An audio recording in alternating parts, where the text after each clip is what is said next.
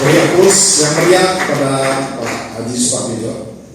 Baik para petani, para peserta rembuk tani di Pusit bawah ini, dua narasumber sudah menyampaikan materinya yang sama-sama menarik. Ini dari Gapkindo, tentu kita fokusnya harga dan kemitraan.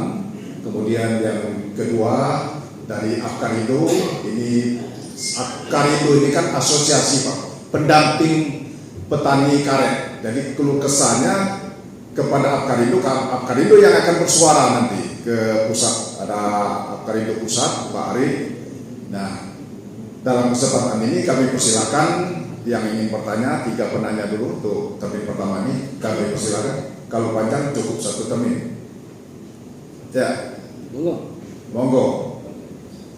Mumpung ada ungkap itu. Ayo, nunjuk. Silakan. Belum. Kan tadi sudah dikatakan Pak Wendy bahwa prospek karet ini karena adanya mobil listrik yang memerlukan bahan baku karet yang cukup banyak, makanya kedepannya akan semakin cerah karena tahun 2032 ini 2 kali lipat, tapi bertahap ya, 2 bertahap. Jadi semakin banyak produksi mobil listrik, makin tinggi permintaan karet. Ya, silakan. 1, setelah 2 lagi, 2 di tengah, yang kanan, ya 3. Silakan. Assalamualaikum warahmatullahi wabarakatuh. Ini Pak dari Desa Lubernas, Kecamatan Rantau Bayu. Di sini kami tertarik dengan paparan Pak Haji tadi. Memang apapun kendalanya memang itu Pak yang kami harapkan. Yang pertama, kami sebagai petani di desa mohon yaitu betul-betul bantuan bibit yang bermutu. Karena pengalaman kami sebagai petani, bibit ini ada 2 macam, tapi kami tidak pernah membeli yang melalui dinas penelitian atau dari pemerintah. Kami cuma membeli bibit emper-emper yang banyak pinggir jalan itu. Maka sebab itu kami sebagai petani tidak dapat menghasilkan karet yang bermutu. Yang pertama bibit ini Pak, pengalaman kami, begitu sudah ditanam, ada yang batang putih. Yang batang putih itu Pak, produksinya atau karetnya atau getahnya sangat sedikit. Yang kedua, ada yang batang agak kemerah-merahan. Setelah disadap batang merah ini Pak, kulit yang pertama memang banyak, namun setelah kulit yang kedua tidak ada getah lagi sama sekali. Otomatis kami mengambil kulit yang pertama tinggi, benar kata Bapak tadi, pakai egrek ke atas. Oleh sebab itu kami mohon yaitu untuk penyediaan bibit yang betul-betul menghasilkan produksi atau getah yang sangat baik. Itu kami harapkan. Kemudian kami juga menemui bibit atau parak atau karet. Begitu kena hujan Pak, ini kendala kami sebagai petani. Begitu kena hujan, hari ini kena hujan, tidak dipatang atau kena hujan, lagi dipatang kena hujan. Kemudian besoknya kami sadar Pak, tidak ada getah sama sekali. Nah itu yang sangat kami minta bantuannya bagaimana caranya untuk mengatasinya. 2 hari kemudian tetap tidak bergetah. Setelah 3 hari baru ada Pak getahnya sedikit, karena dia gara-gara kena hujan.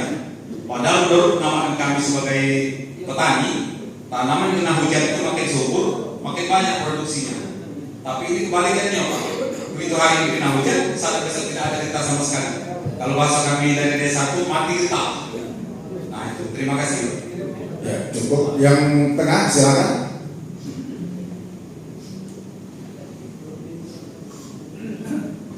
Assalamualaikum warahmatullahi wabarakatuh.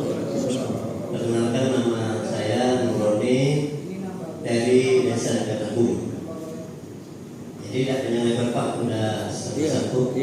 Jadi kami yang perlu kami tanyakan kepada Badan Penelitian ini masalah karet, masalah bibit Pak. Karena kami ini tahun 2006-2007 itu dapat bantuan dari pemerintah kabupaten. Bantuan itu kami terima, kami tanam, kemudian sampai kami sadar itu getahnya sedikit dari bibit hutan Pak, kawasan kami, bibit hutan. Nah ini kami kecewa di situ, kami meruginya sampai 25 tahun, 30 tahun. Karena jarak tanam kami itu sekarang ini 20 tahun lebih kurang. Jadi dan hebat-hebat diproduksi. Jadi dikarai oleh bibit hutan karena ada yang kami beli langsung ke balai penelitian petani masyarakat di sini, bukan saya yang beli. Itu hasilnya sama. Nah, beredarlah rumor yang kurang bagus bahwa balai penelitian itu beli masuk tarik dari orang yang di pinggir-pinggir jalan pas dapat bantuan ujinya kan. Itu dugaan kami kan. Dan kemudian yang Pak ini dari bibit putih Batam itu beredar lagi rumor bahwa mata turunan Pak. Enteresnya biji yang ditanam ambil entres di atas turun ke bawah. Nah itu apa benar atau salah, kami mohon penjelasan daripada penelitian. Demikian harap maklum. Wassalamualaikum warahmatullahi wabarakatuh. Ya, terima kasih. Yang ketiga, silakan.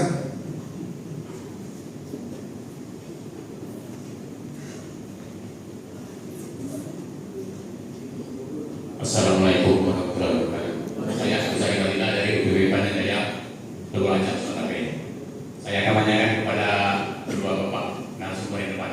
Pertama Pak, saya mau menanyakan begini Pak, dari bapak yang dari asosiasi Gapindo ya. Mengapa Pak sampai sekarang pabrik-pabrik itu masih ada yang membeli kereta kotor?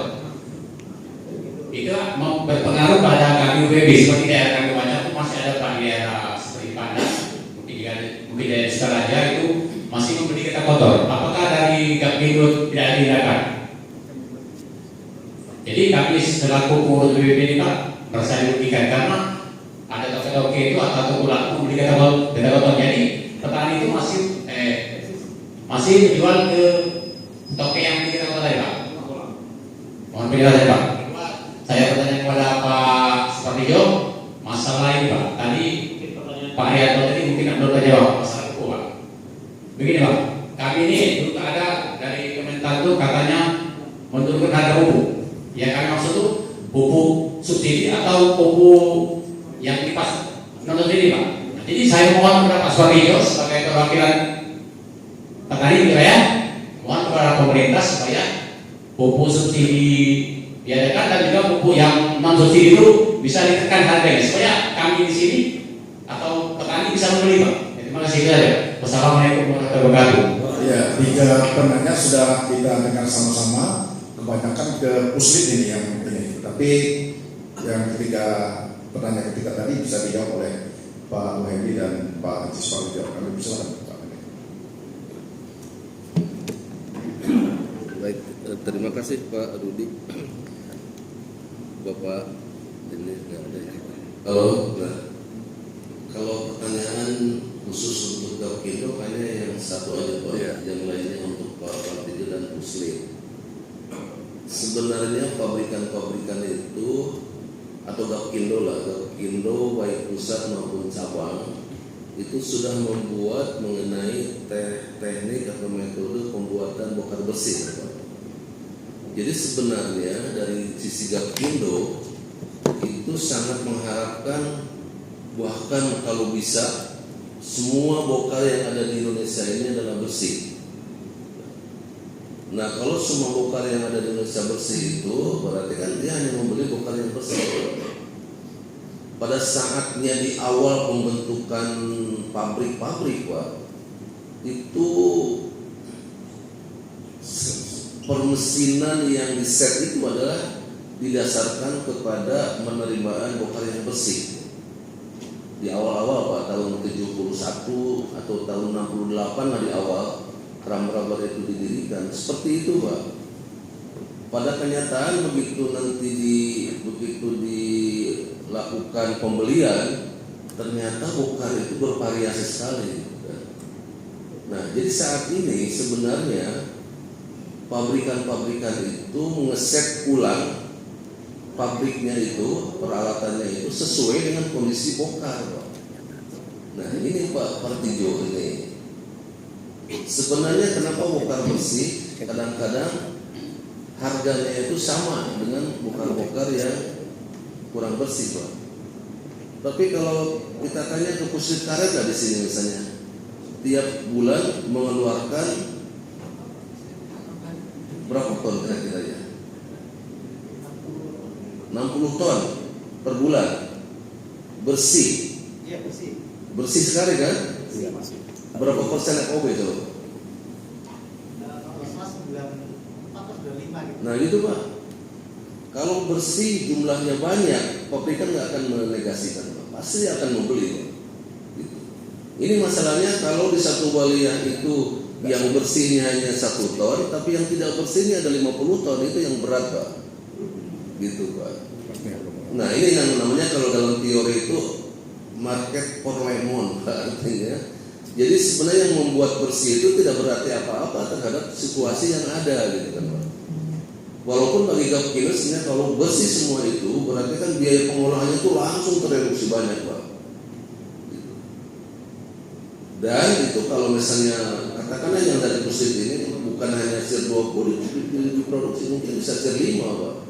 Bahkan sir 5 itu yang lebih bagusnya gitu kan Pak. Kalau dia tidak bisa memproduksi sir 5 atau karena pabriknya memang sir 20, itu yang 60 ton dengan 93% FOB itu digunakan untuk bahan blending agar mutunya sama atau memenuhi syarat untuk spek sir 20 gitu kan Pak. Kalau tidak di blending berarti tidak masuk ke sir 20. Artinya membeli harga yang lebih bagus untuk yang bersih tadi itu Pak. Jadi ini memang yang masalah bokar bersih ini memang gerakan nasional serempak Pak. Kalau seandainya tidak serempak semua petani itu membokar bersih, ya tadi memang masih ada Pak. Sekarang gimana aja nih Pak? Pabrik hanya beroperasi dengan kapasitas 49% dari kapasitas yang harusnya beroperasi Pak. Ya daripada tidak beroperasi pabrik sekarang itu dia memberi bokar-bokar yang kotor tadi dengan cara memblending, dengan cara membersihkan lebih bagus lagi gitu kan. Masih bisa karena dengan teknik yang ada sekarang bokar-bokar kotor itu masih bisa Pak diolah menjadi spek sir 20 itu Pak, itu Pak artinya gitu. Nah jadi gitu Pak situasinya ya, bukan berarti Gapkindo itu mentolerir bokar yang tidak bersih. Sebenarnya sangat mengharapkan kalau bokarnya itu bokar yang bersih sehingga biaya pengolahannya itu semakin kecil dan cuannya itu terdistribusi ke pedagang petani juga gitu kan Pak. Gitu. Jadi Gapkindo itu bukan penentu harga Pak. Itu yang mungkin nanti Pak Arief tolong juga ini ya. Sama sekali tidak menentukan harga. Jadi hanya menurunkan harga dari harga yang terbentuk di Saikom gitu kan. Jadi kalau 170 sekarang dikalikan 16.500 atau 16.600 itu di FOB-nya, kemudian ditarik di pabrik, notering pabriknya itu berapa persen dikurangi biaya pengolahan, itu aja Pak. Sebenarnya jadi ngambil upahan istilahnya. Ya, Ngambil nyuci. upah nyuci lah ya. Karena kalau ke rubber itu tidak ada proses percampuran bahan Pak, kecuali memproduksi atau mencuci bahan-bahan itu, kemudian mengcrumblingnya dan mengeringkannya, di packing, udah gitu aja gitu kan. Jadi 100% bahannya dari dalam negeri. Kalau ditanya COO, certificate of origin 100%, iya 100% Pak. Gitu. Cuman ini masalahnya, kenapa dulu di saat harga murah, kan pernah harga murah Pak, sampai $0,5 pun pernah. Dan pabrik-pabrik itu tidak tutup Pak. Gitu Pak. Kenapa pada saat itu? Harga murah, dia beli murah, jual murah kan itu Pak. Hanya ngurangi untuk cuannya lah supaya bisa bertahan dan biaya produksi itu. Nah sekarang harga mahal 1,7, bahan olah tidak ada, berebut dengan yang lain. Jadi sebenarnya sekarang itu pabrikan-pabrikan sudah membeli bahan olah itu lebih daripada yang seharusnya dia beli Pak. Jadi jangan heran kalau laporan-laporan keuangan sekarang pabrik-pabrik rubber itu merugi. Gitu Pak, itu Pak Parteja ini bukan situasi ya. Ada beberapa pabrik yang mungkin bisa untung karena dia memiliki kekuatan untuk bargain dan pembeli mendapatkan premi di atas harga Saikom. Itulah yang sekarang bisa bertahan. Kalau yang tidak udah langsung nutup lah, sekarang nutup. Jadi di Sumatera Selatan saja tadi udah ada 6 ya, 6 Dan yang 4 itu udah permanen Pak, udah tidak lagi produksi Pak.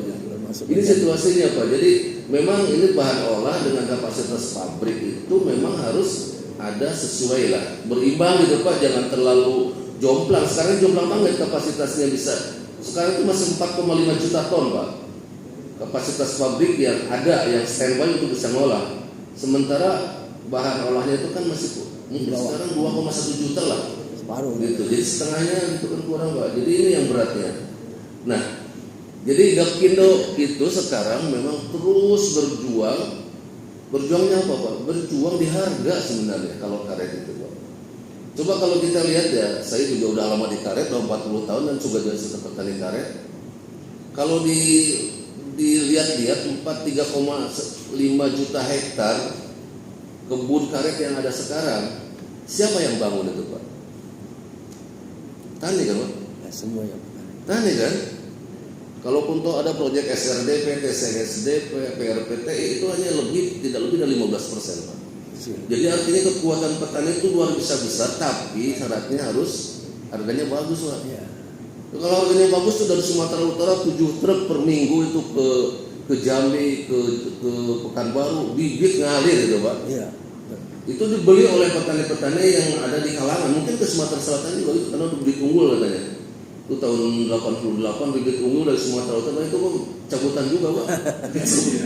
Aduh itu benar-benar bukan bibit yang diopolasi ke Klono enggak.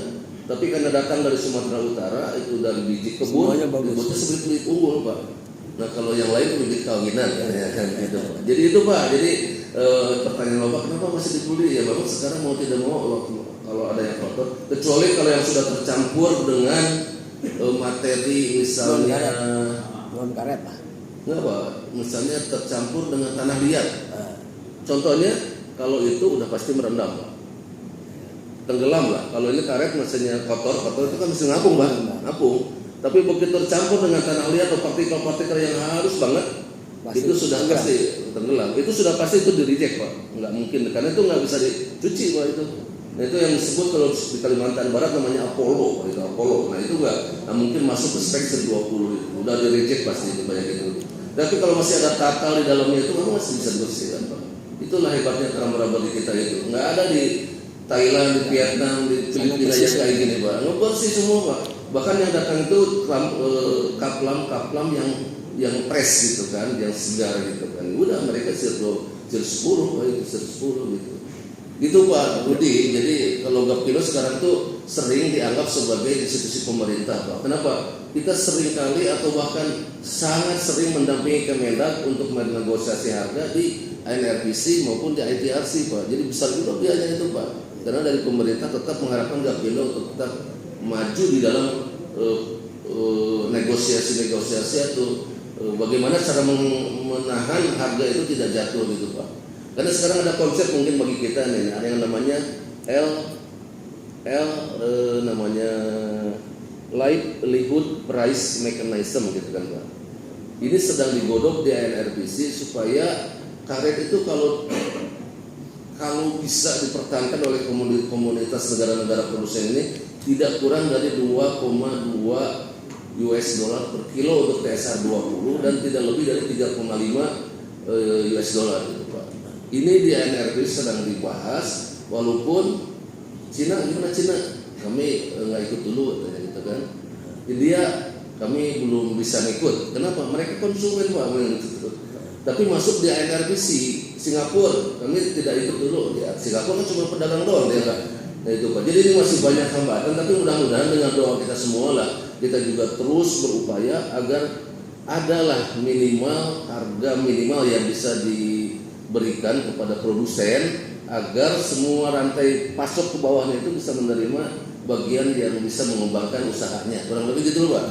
Gitu Pak. Kalau untuk bantuan saya share juga tadi memang Gapkindo Kalimantan Barat sudah mulai Pak 15.000 bibit disebarkan kepada petani. Yang mudah-mudahan nanti bisa kongkong-kongkong juga lah dengan Sumsel Pak misalnya. Gapkindo Sumsel untuk menginisiasi di samping dari pemerintah juga ada dari asosiasi. Itu kan. Terima kasih Pak. Ya, terima kasih Pak Wendy dan cukup jelas ya. Selanjutnya Pak Haji Suwandi kami persilakan singkat, padat, jelas. Baik, terima kasih. Kata Nabi, sesuatu kalau masyarakat bukan ahlinya maka akan terjadi kehancuran. Oleh karena itu yang pertama pertanyaan Pak dari rekan Bernas tadi, belilah bibit itu yang bersertifikat ya Dari penangkar di tempat penangkar yang terdaftar di Jakarta. Karena ini penangkar bibit harus terdaftar di Dirjenbun mendak terdaftar. Bahaya, apalagi kamu ngomong beli dengan balik sembawa, bukan? Pasti beli dengan mau balik sembawa mungkin. Bukan dengan balik sembawa. Di sini mau balik beli dengan pegawai balik sembawa, mungkin yang di luar. Tapi kalau balik sembawa, saya kebetulan dari muda di sini kenal, tidak ada orang balik sembawa, beli bibit ngambil di luar dijual ke petani, tidak ada. Jadi ada bibitnya di balik numpuk. Kalau aku tuh. Jadi belilah bibit yang bersertifikat ya dari penangkar yang terdaftar di Dirjenbun. Itu kuncinya. Kenapa? Karena nak murah, belinya nak murah, kalau dibalik itu 9.000 sama itu. Sekarang berapa Pak? 12,5. Beli luar pajak 6.000 ya. Nah, beli 6.000 separuh harga. Begitu disadap umur 6 tahun, tidak betul. Nyesalnya kata bapak yang dari Rekan Agung 20 tahun. 20 tahun. Ini yang paling pokok. Yang penting sekarang ada gerakan. Kira-kira bapak-bapak ini kalau permajaan gerakan lagi setuju. Baik. Ya. Kedua, guna ke bibit yang jelas dari sumbernya setuju. Yang ketiga, harganya dibeli dengan harga terjangkau setuju. Jangan mahal Pak. Kalau mahal bapak rubuh. Ya. Jangan minta harga mahal, minta harga yang bapak untung, petani ketawa. Nah, kalau mama minta gapindo mahal, kasihan gapindo rubuh. Dari 30 cuma 20 yang hidup sekarang. 20 pun kadang-kadang tidak kasih bahan. Ya. Bahan itu dulu nolak-nolak zaman itu, sekarang barang ini. Apa ini? Jawab usahanya, kita petani boleh duit banyak, balik semua meneliti bibit-bibit yang kira-kira mendapatkan hasil. Akar itu dobrak pemerintahnya Pak. Ya. Kita ini bukan gawikan Pak, kita nggak ngerjakan. Kita mendorong pemerintah, perhatikanlah kami ini petani karet, jangan sawit baik, betul tak? Perhatikanlah kami ini. Nggak tunjuk perlu tidak apa-apa, nggak usah seperti karet sawit Pak. Tapi kita dikasih misalnya, ya bibit dibantu, bukan dibantu, kalimat yang dibantu, bibit disediakan, bukan dibantu, kita nggak pernah dibantu. Memang pemerintah tuh mikir kita kan, bibit disediakan, kalau enggak ya bijinya saja, kebun etes disediakan, pupuknya tadi, pupuknya dibalik ke pupuk Pak, ya. Pupuk ini pensiun ke Pak dengan Pak Menteri, saya yang ngomong, pupuknya ngomong gimana Pak? Pupuknya jangan itu punya petani sawah, petani karet jangan beli pupuk yang jangan subsidi. Tapi hati-hati, jangan pulang beli di kaki lima. Pupuk ini sekarang mereknya NPK 15 bawa ke Skopindo dites 0. Jadi harganya murah Pak, murah. Sekarangnya 350 ribu, 150 ribu. Begitu dites, bawa Pak, kalau yang ada jual-jual murah boleh sini. Saya bawa dulu. Saya kemarin bawa dari Lampung, sama orang Lampung loh Pak. Dari Lampung Pak dites itu 0 Pak NPK. Ya, NPK Polska dites ke Skopindo bayar 7 juta modal tes. Nah Pak, tolong Bapak jangan masarkan ini, Bapak pasti ditangkap. Kedua Pak, undang-undang perbenihan Pak, ini sudah banyak yang kena. Jadi sawit Pak, karet belum, ya, karena nggak ada karet. Beberapa orang tetangga kita ini sudah banyak yang kena Pak. Cuma tidak dilanjutkan di sidang enggak Pak, di sidang di tempat 40, 50 pasalnya. Pak Rizal, tetangga kita sini Pak Rizal, ada 5-6 orang sudah. Jadi kena pasal 40-50 di jalan. Beli bibitnya dibeli, yang beli itulah yang nangkap. Ini bibit palsu. Ini seluruh peredaran bibit benih yang tidak pakai sertifikat itu memang harusnya ditangkap. Masih kesian baik. Yang siang itulah kena pasal 40-50. Orang Purwosari baru kena pasal 50 kemarin. Ya. Jadi Purwosari belakang mainan itu kena pasal 50. Jadi hati-hati Bapak Ibu sekalian. Ya, yang penting sekarang kita semangat. Ramajaan tahun ini 1200 unsur. tahu Banyuasin berapa, saya belum cek. Nah, nanti tahun depan akan lebih besar lagi. Kita minta juga berharap Balai sudah bisa menyiapkan batang bawahnya, kemudian minimal enteresnya, nanti batang bawah mungkin pemerintah provinsi dan lain sebagainya untuk 2027. Kalau enggak, cuma ada mana mumpung Pak Menteri lagi semangat sekarang ini, kita petani lebih semangat. Terima kasih. Baik, terima kasih Pak Haji. Jawaban yang terakhir kita dengarkan dari Puslit ini. Siapa, Ibu Billy apa langsung Pak Rizal yang ahli hama penyakit ini? Baik, izin Pak. Mungkin ini saya singkat saja jawabnya. Yang masalah tadi lantai, hasilnya tadi yang di musim hujan tadi ya.